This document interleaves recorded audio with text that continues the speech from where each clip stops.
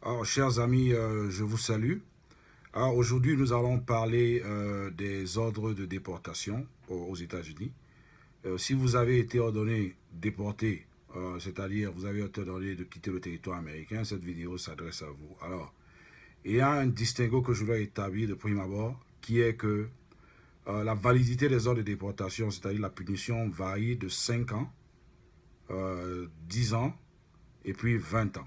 Et puis il y a une dernière catégorie qui est la catégorie de vous n'aurez plus jamais les papiers, enfin un statut légal aux États-Unis parce que vous êtes dans cette quatrième et dernière catégorie.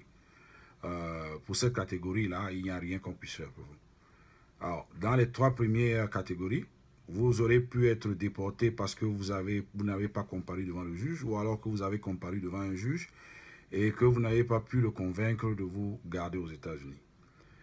Il est possible de pouvoir réouvrir votre cas et de stopper l'ordre de déportation qui a été entré contre vous. Mais il faut que vous puissiez être consulté par un avocat d'immigration pour qu'il puisse vous dire et vous donner en l'espèce les solutions qui peuvent exister pour vous. Donc, saisissez cette opportunité pour pouvoir faire examiner votre cas. S'il vous plaît, cette vidéo n'est pas faite pour solliciter des clients pour mon cabinet. Alors, je la poste tout simplement pour vous permettre de savoir qu'il est possible que vous puissiez rouvrir vos cas de déportation.